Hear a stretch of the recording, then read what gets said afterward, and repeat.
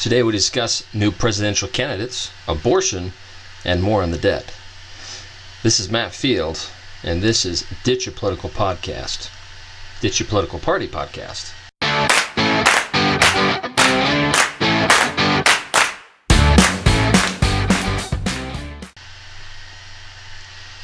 So, if this is the first time you're listening, which is highly likely because we just started, we talk about how to think critically and to get rid of your party.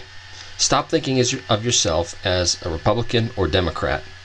It seems as though those are the only two parties that are distinguished and represented in the United States right now. And that's got to stop. That's got to be something different. We need to start voting according to our logic. And that's why after we say ditch your political party, think critically. I used the example last week of, if you have seen Incredibles 2, they have these hypnotic glasses that they put on them that prevents them from thinking independently, and they think whatever the lady on the other end is telling them to do. This is what we want to avoid. We don't want to be so committed to our political party that we are unable to think logically. And there are tons and tons and tons of examples of that this week that we'll discuss. Again, we base everything that we talk about here on logic. We try to avoid the hyperbole. We try to avoid qualitative type data, and we get down to facts and what is actually going on, rather than the weird plays that many politicians make. Again, I am unaffiliated with any particular party.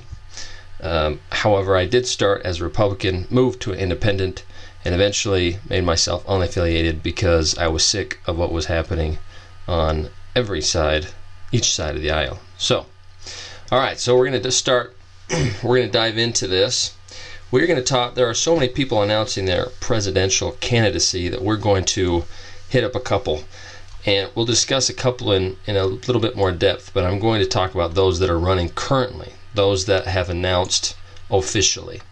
You've got Cory Booker, who just recently announced.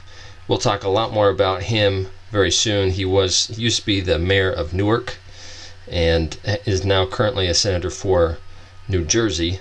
There is another man called, I hope I say this right, but it's Pete Buttigieg.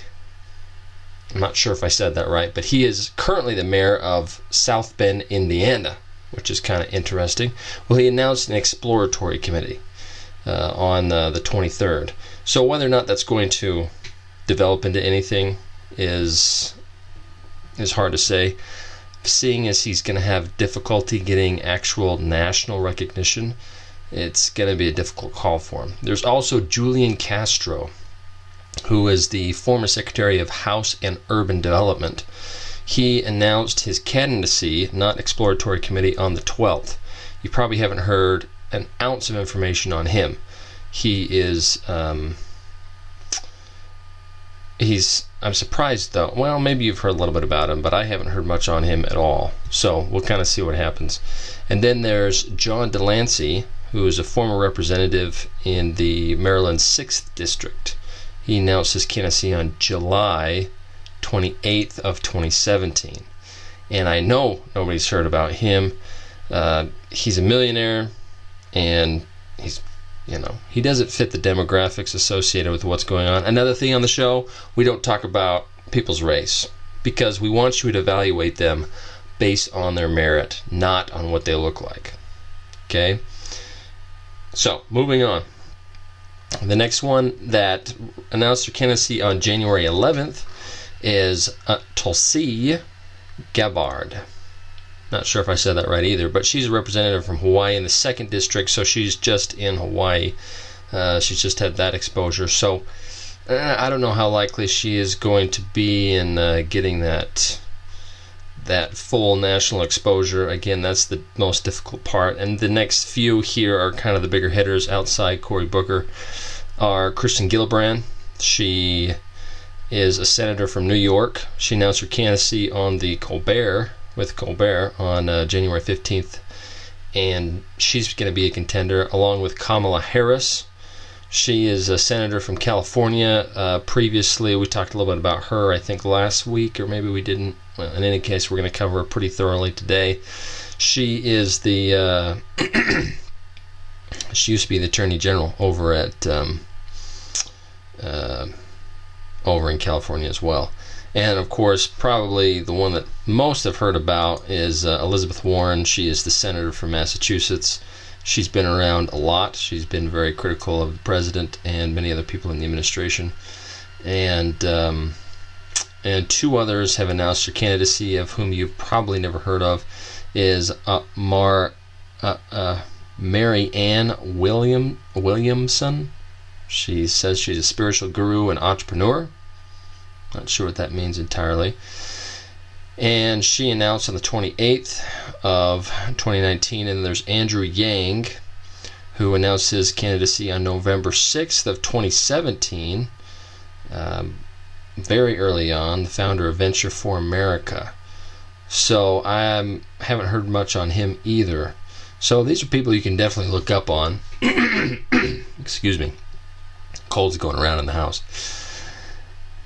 And then those that potentially could enter the race, and I don't know if they're super likely, but I wouldn't be surprised if they did.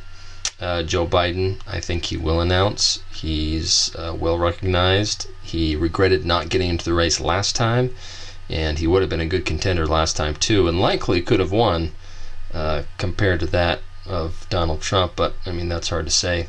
Michael Bloomberg, he made mention that if he runs, he's been independent his whole, well, as far as I know, the majority of his political life, and he was the former mayor of New York City, but if he runs, he'll run as a Democrat. I don't know if he will.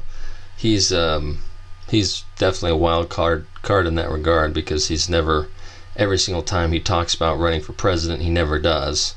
So he's a multi-billionaire, 40 billion something, so he definitely wouldn't have an issue getting the national recognition just by dumping the money on the world. So that's a huge difference. Bill de Blasio, he's the current mayor of New York City, and he's done a lot of things that have tried to get him a little more recognition in the political world. I don't know if he'll run. I don't know. I mean, they could. I mean, they all could run, quite frankly. In my opinion, this is probably going to be what the Republicans were in 2016 when they ran. Everybody and their dog was running for president. The next was Eric Holder. He was a former U.S. Attorney General under President Obama, and he hasn't announced, but he said he's thinking about it. I don't know if he actually will, but that was a while back when he was talking to Colbert. And then there's Telly Mick Olive, and he is the former governor of Virginia. He hasn't announced either, but he has been looking at it, and that was kind of brought to light on CNN. So they're probably highly likely. There's others that have toyed with the idea whether or not anything's going to happen. Of course, you have, John Kerry and Bernie Sanders. They might try re-entering the race again. Bernie Sanders, it seems like he will make a move, but I don't know if he's going to have as much heat as he did last time. Beto O'Rourke, I think he'll probably run, but it's hard to say. And then there's a few others that have said they are not running, but I would not be surprised if Hillary Clinton actually does run.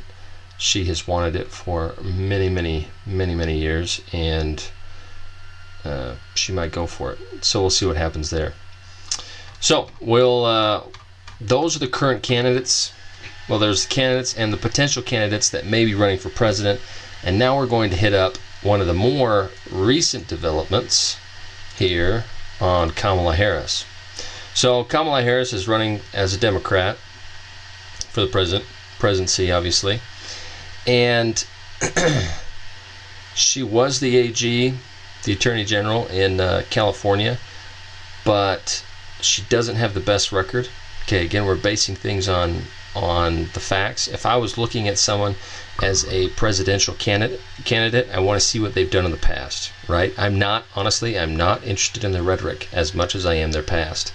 Once I understand their past, I can begin to believe what they're proposing is actually going to happen. But that remains to be seen.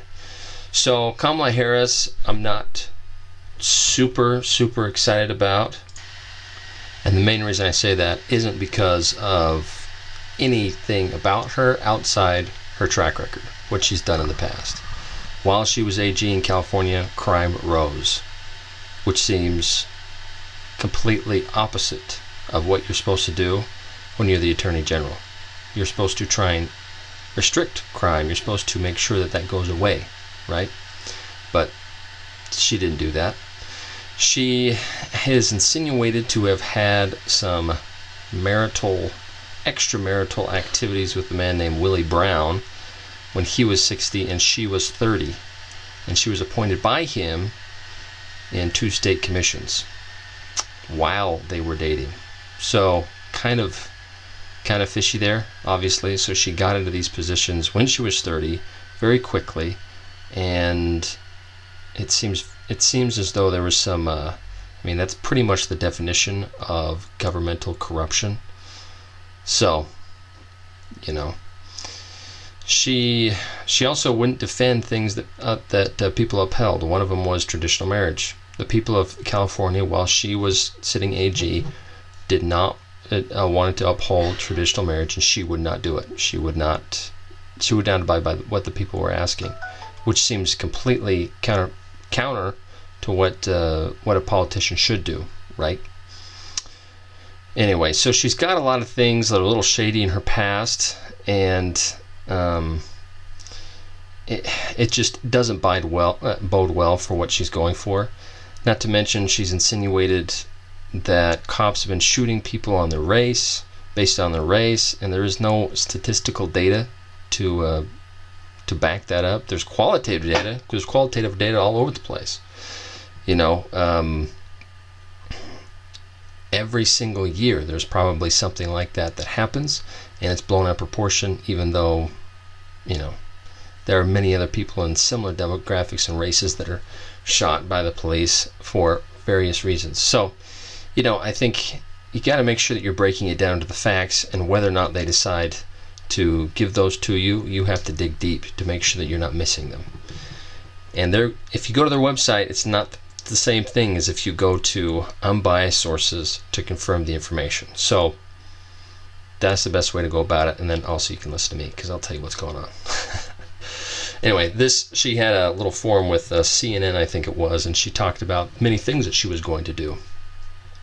And she wants to nationalize healthcare. She wants to have gun control, and she is pushing the Green New Deal, which has been pushed by several other Democrats.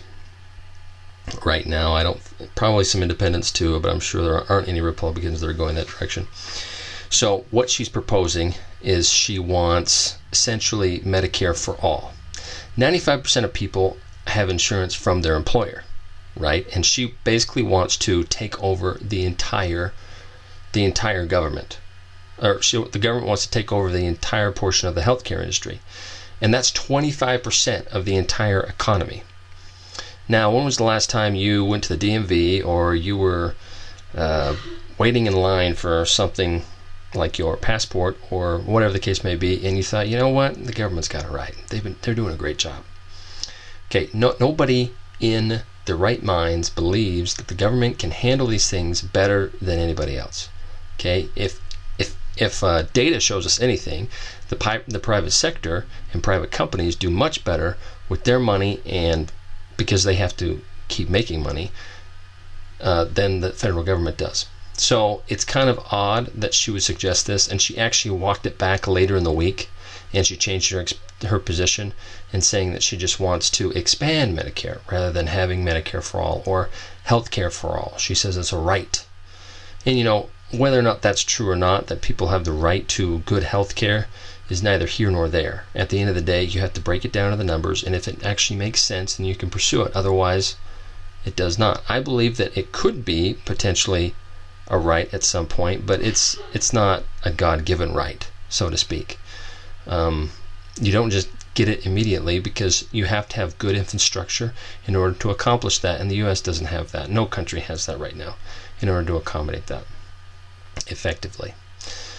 Then she went after gun control, of course, and she did a bunch of things that, again, are qualitative. Yes, people get shot. Yes, that sort of thing happens. But they decide to throw a huge... Anyone that's fighting against gun control, most of the time, are totally unaware. They always say, we need to put in some... We need to get background checks. We need to make sure those that are insane don't have access to guns, and all these other things. And the fact of the matter is those things already exist. If someone is going to go in and shoot somebody, they have that ability, regardless of these different laws that have been applied. And so, again, it's an emotional argument, an argument that I'm not sure what they're trying to gain by. And one of the main things of the Second Amendment is a tyrannical government, right? One of the things that the founding fathers were fighting against were the British. They were coming in, they were trying to overtake what they had created, essentially, and that's why they started the United States. But they needed to have weapons to defend themselves in the fight, and if that, they knew something similar can happen in the future, and so they gave the right to the people in the Second Amendment to the right to bear arms.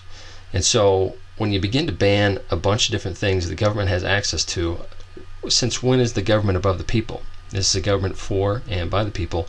And so if you are giving certain privileges to government officials or anybody else in the government, then that's violating that trust, because the people are first in this case.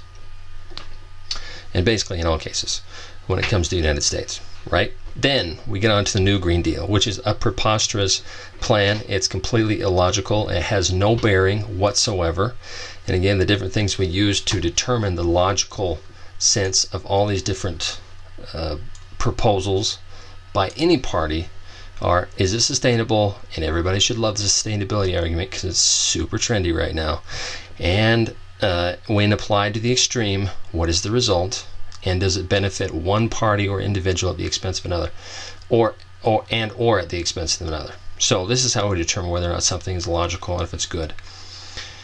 And by default, logical or moral. Last time I called it logical morality. So before we jump into the Green New Deal that has been proposed by the Democrats, we're going to jump in real quick about whether or not you own a business. Do you own a business? Do you have inventory? Do you have components? Do you have ingredients? Do you have anything that has to be assembled in order to create a finished product? Or do you have finished products? Are you dying to liquidate the inventory you have to get the cash you need to invest more effectively into your business? If this sounds like you, and maybe you're even to the point where you're about to shut your doors because you have all this excess inventory, you're unable to use it, then you need to take a look at Excess Supply List, excesssuppplylist.com. They put the balance back in your favor. Excess Supply List is where you can list any excess inventory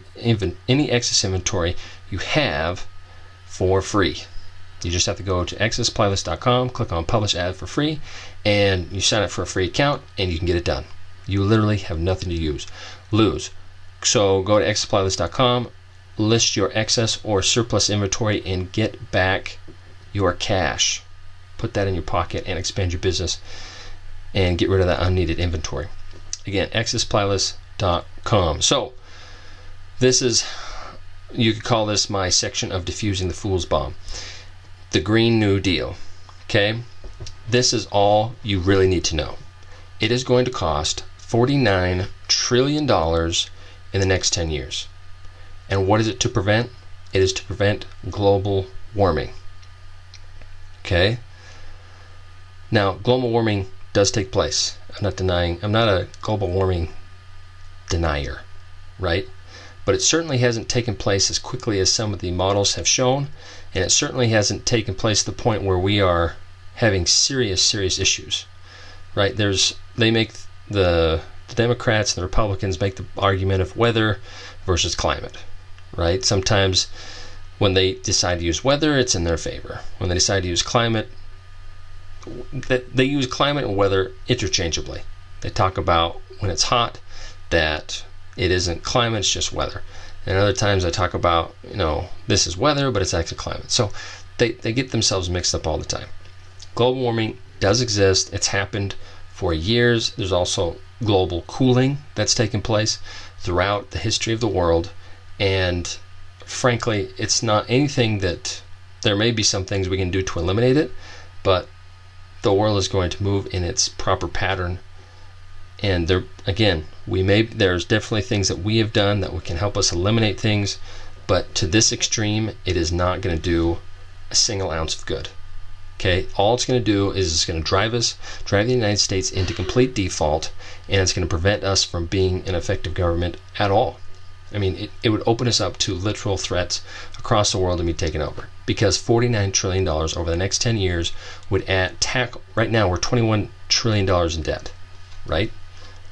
But even worse so, we've got $210 trillion of unfunded liabilities, and we want to throw this $49 trillion onto that? It's not possible. It's not possible. So, and if you think that we're going to pay back any of that debt prior to engaging in this debt, that's ludicrous. The United States has not, there's never been a time so far, at least in the last 20, 30 years, where they've said, hey, let's lower the debt ceiling. They've never done that. They've always pushed to higher the debt ceiling, and they will continue to push to higher the debt ceiling regardless of the party. And that's why you need to use your brain and stop voting for a Republican or a Democrat, because both of them have pushed to raise the debt ceiling. There are few that have proposed anything that will eliminate the debt. In any case, this Green New Deal, it proposes to eliminate all private cars. How many of you own a car? If you are at home, raise your hand. It doesn't matter if you look weird. Okay? Everyone, almost, maybe not everybody, but the majority of the people that live out in the United States, maybe not major cities, they use a car. They all use a car. And what is this going to do? How are they going to overcome this? They want to eliminate 87% of energy. 87% currently of energy, electricity around the world is powered by coal, right? Or nuclear, or things like that. And they want to eliminate that. They probably want to replace it with solar, something to that effect. And I have nothing wrong with solar. I think solar is a great idea. It just needs to become more cost effective, and I think we'll arrive there at some point. But for us to try and force it like this is a terrible, terrible idea. And again, what has happened, if there's anything that's happened over the last 20, 30 years, is it's become slightly warmer. Okay? Nothing catastrophic has happened. They've been talking about global warming since I was a kid. Okay? 20 years ago, they were still talking about global warming, how it's going to ruin the world and all these different things were going to happen. It's not going to be that fast. I mean, even those scientists that are on the side of global warming, they say it's not as though it's going to happen one day and the whole world is going to end. I think it was Alexandria Ocasio-Cortez who mentioned that in 10 years or 12 years, I can't remember how long, but she mentioned something along the lines of, it's 12 years the world will end. 12 years the world will end? All right, well, if it ends, you can blame it all on me. Sue me for global warming, okay? If the world ends in 12 years. Okay, I'll give you that. But it's not. Global warming will continue at a very, very, very slow rate, and it's not going to affect anything. So for us to do this frivolous spending of $49 trillion to try and prevent anything from happening over the next 10 years is completely ludicrous. So, anyway. Now, we're going to move on to some other people So Kamala Harris, I'm not a big fan of, mostly because everything she has done in the past seems very illogical. It doesn't seem very productive, nor does she seem like a good presidential candidate, nor does it seem as though she's in good shape to move forward with the country. When she talks about all these things that, I mean, if you couple Medicare, expanding Medicare, or eliminating private insurance and taking over, making insurance under the government's umbrella, and then taking on the Green New Deal, I mean, guaranteed bankruptcy.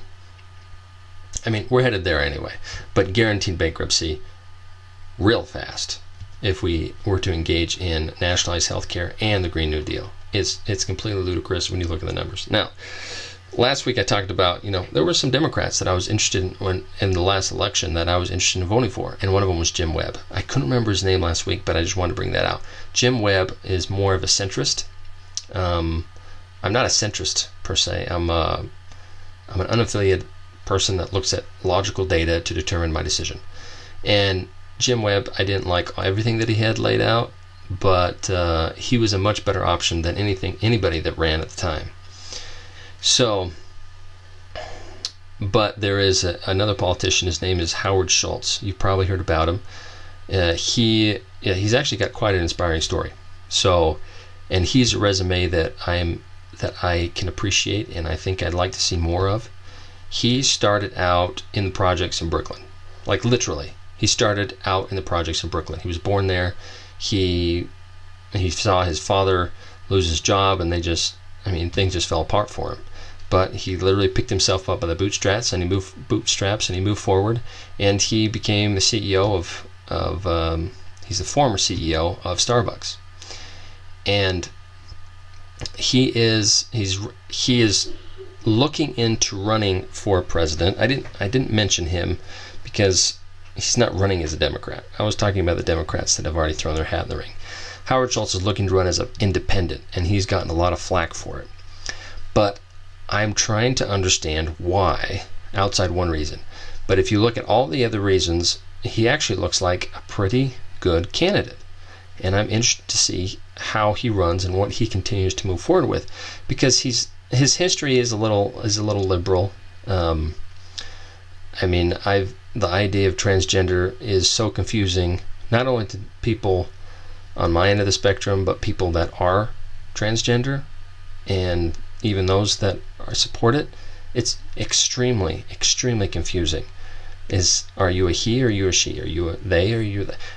There's pronouns and everything else that has to take place in order to effectively implement the things that they're suggesting. It's impossible. It's illogical. Apply that one to the extreme. One day I'm a man, the next day I'm a woman. The next day I'm a they, the next day. It's impossible. You can't keep up with it. So he did support some of those different things, which I'm not a fan of. But the core thing that he was talking about this past week that I'm extremely interested in learning more about and how he would change it is he talked about the debt, which is like my biggest thing. If I was a one issue voter, it would be about the debt. It would be about fiscal responsibility. Okay, he talks about $21 trillion that we have in debt, and that how we have to grow the economy, and we have to do something about entitlements.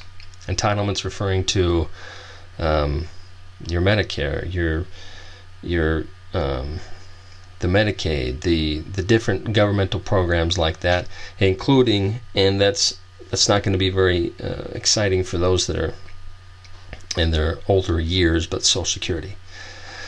There are billionaires that cash their Social Security checks because they've been putting their money into the system for so long they feel entitled to get it back. And I don't expect when I retire, if I ever retire, that I will, or if I reach the age at which I can pull on Social Security, that I'll even have any Social Security to pay on or to pull on.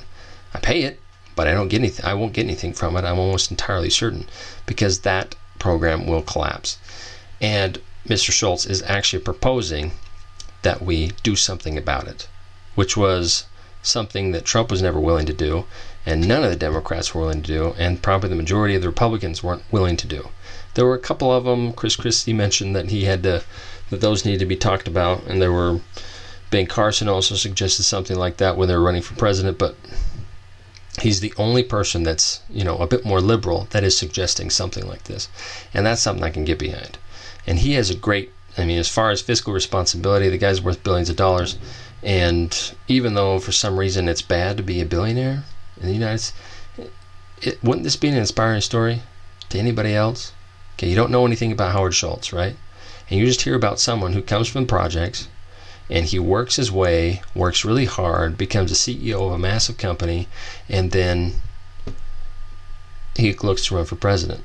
That is one of the best types of candidates you can have, right? Someone who has come from obscurity and has made something of themselves because they were willing to work, because they had the faith to do it. That's something inspiring, and I don't care who you are. So Howard Schultz, right now, I'm a fan, but I don't know he hasn't announced his candidacy yet.